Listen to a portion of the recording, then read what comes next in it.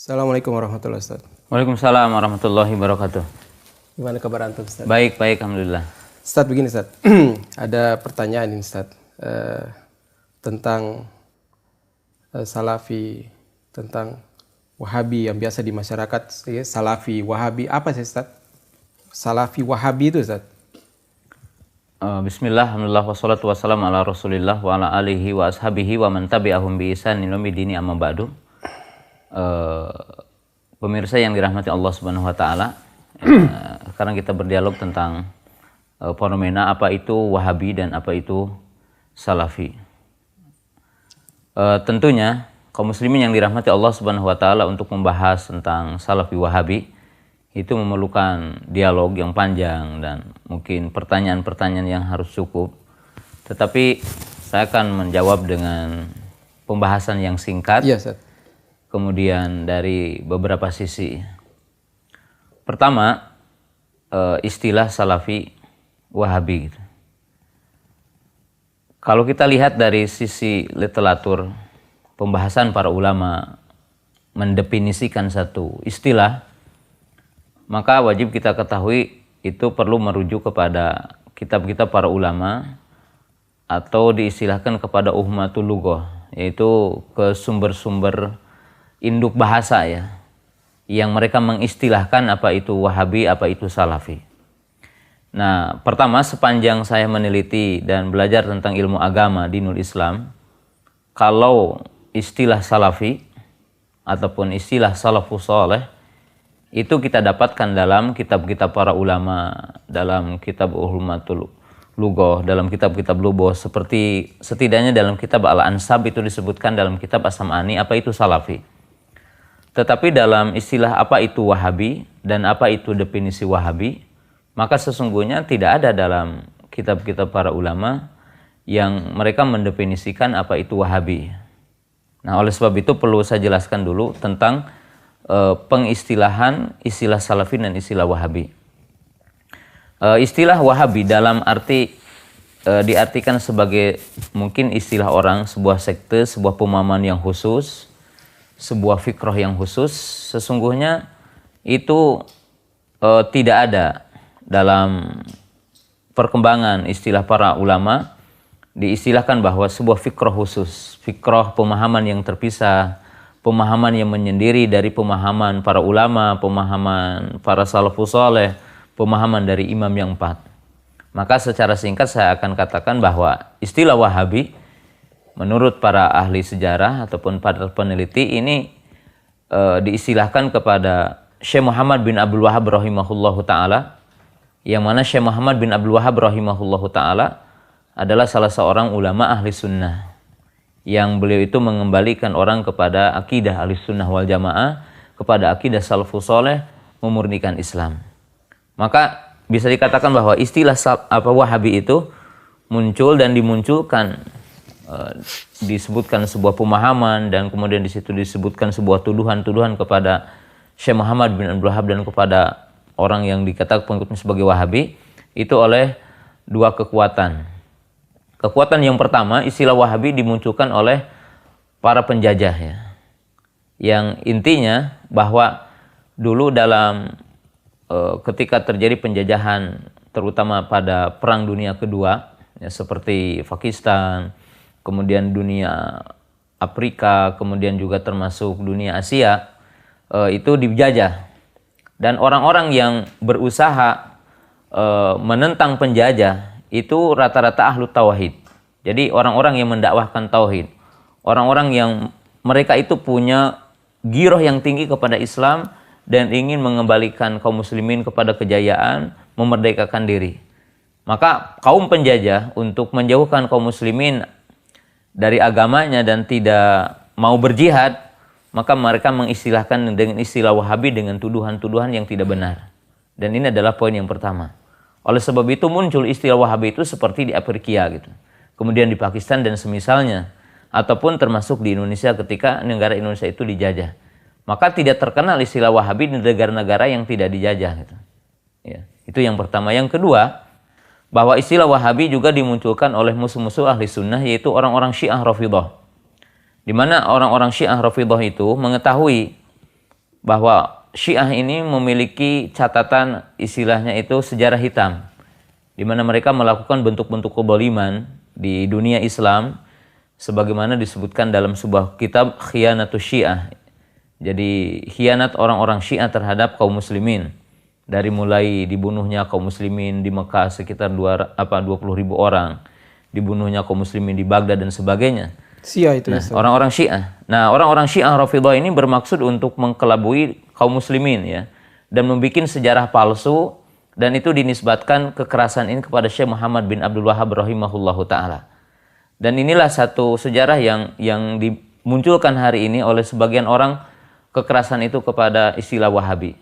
Dan ini pemutar balikan fakta. Ini sejarah yang wajib kita ketahui. Nah, kemudian poin yang kedua berkaitan dengan istilah Wahabi ya. Kalau orang menuduh Wahabi karena mengajarkan tauhid, maka tentunya ada beberapa catatan penting ya. Kalau yang mengajarkan tauhid adalah Wahabi, maka kita ketahui bahwa sesungguhnya dakwah kepada tauhid adalah bukan dakwah semata-mata Syekh Muhammad bin Abdul Wahhab, tetapi adalah dakwah para nabi, dakwah para rasul, yang mana kita tahu Allah berfirman, walaqad ba'atsna fi kulli ummatin rasula an i'budullaha wajtanibut taghut. Jadi Allah telah mengutus setiap umat itu seorang utusan yang mereka berkata, ibadahlah hanya kepada Allah dan tinggalkanlah taghut. Jadi maka Syekh Muhammad bin Abdul Wahhab yang berdakwah kepada tauhid, mengajak orang untuk bertauhid adalah dakwah para rasul, dakwah para nabi. Maka juga tidak benar kalau dakwah tauhid dikatakan dakwah Syekh Muhammad bin Abdul Wahhab saja. Tetapi sesungguhnya dakwah para nabi. Kemudian juga yang kedua, kalau dakwah mengembalikan orang kepada sunnah, mengembalikan kepada Al-Quran dan sunnah adalah identik dengan hanya dakwah Syekh Muhammad bin Abdul Wahhab rahimahullahu ta'ala, maka sungguh imam yang empat, yaitu Imam Abu Hanifah, Imam Malik, Imam Syafi'i, dan Imam Ahmad, mereka semuanya adalah berdakwah kepada tauhid dan dakwah mengembalikan kepada Al-Quran dan sunnah. Mari kita kutip ucapan imam yang empat, mereka mengatakan, idza shahal haditsu fahuwa madhhabi. Apabila sahih hadis, maka itu adalah madhabku. Jadi imam yang empat adalah seperti Syekh Muhammad bin Abdul Wahhab. Bahkan kita bisa mengatakan Syekh Muhammad bin Abdul Wahhab rahimahullahu ta'ala adalah mengikuti jejak imam yang empat. Maka oleh sebab itu Syekh Muhammad bin Abdul Wahhab rahimahullahu ta'ala yang mengajak manusia kepada tauhid, yang mengajak manusia kembali kepada Al-Quran dan sunnah adalah bukan dakwah beliau, bukan dakwah yang baru ya, bukan pemikiran yang baru, tetapi adalah dakwah para nabi, dakwah para rasul, dan dakwah imam yang empat. Kalau ini adalah berkaitan dengan apa yang didakwakan oleh Syekh Muhammad bin Abdul Wahhab rahimahullahu ta'ala. Gitu, Kemudian pada poin yang ketiganya, mungkin walaupun satu pertanyaan ini, lalu apa hubungannya Wahabi dengan Salafi?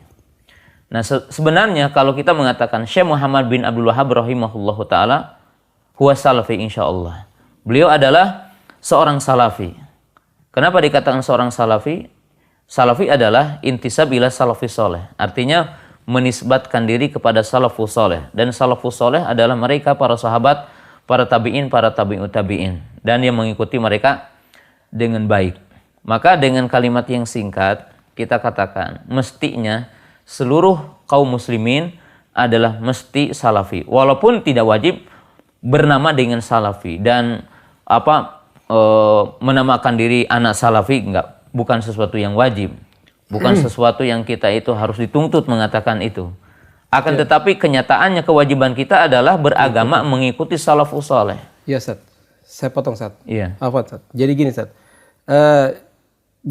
Kalau umpamanya teman Ana, Ustaz, teman Ana dari Papua.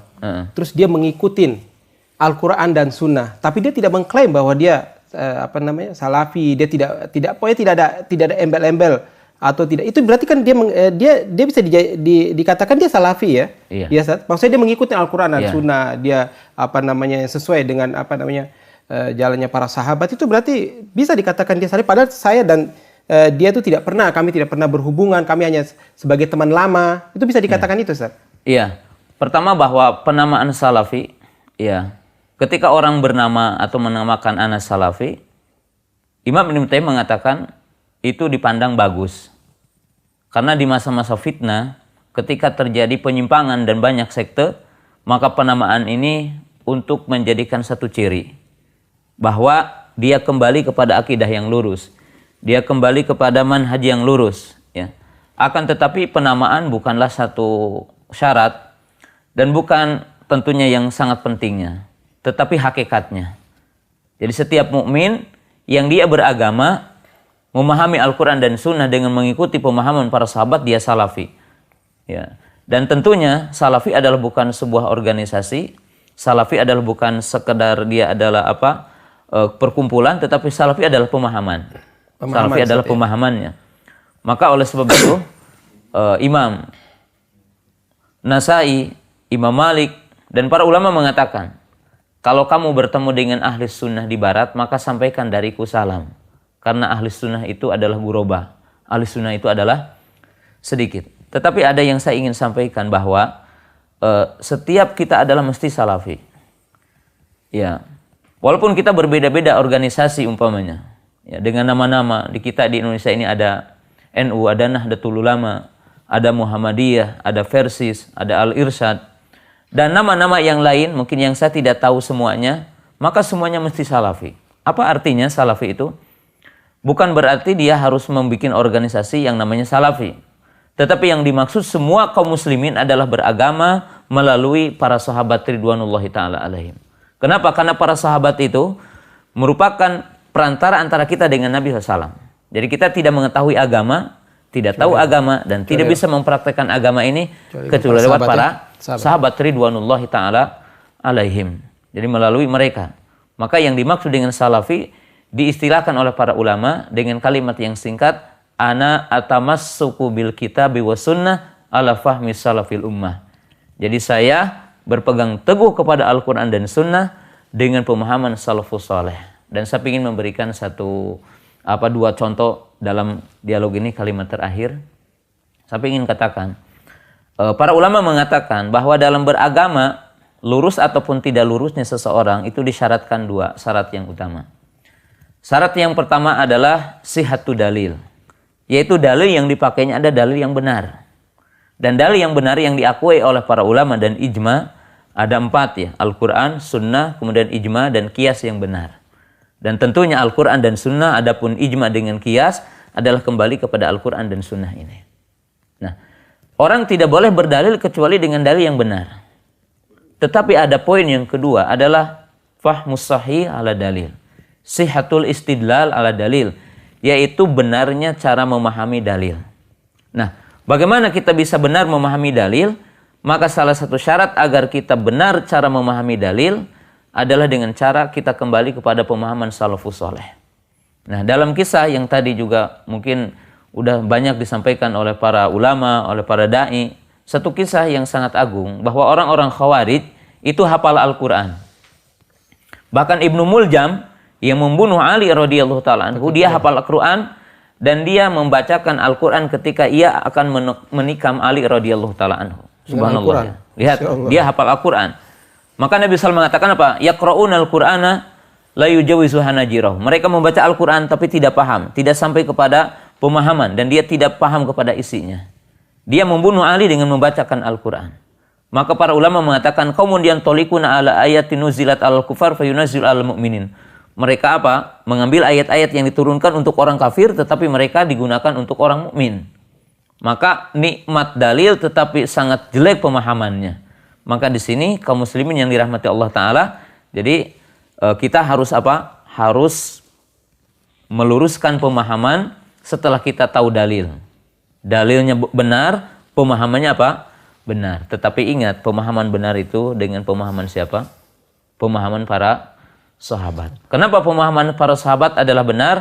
Karena mereka memahami Quran ketika turunnya wahyu.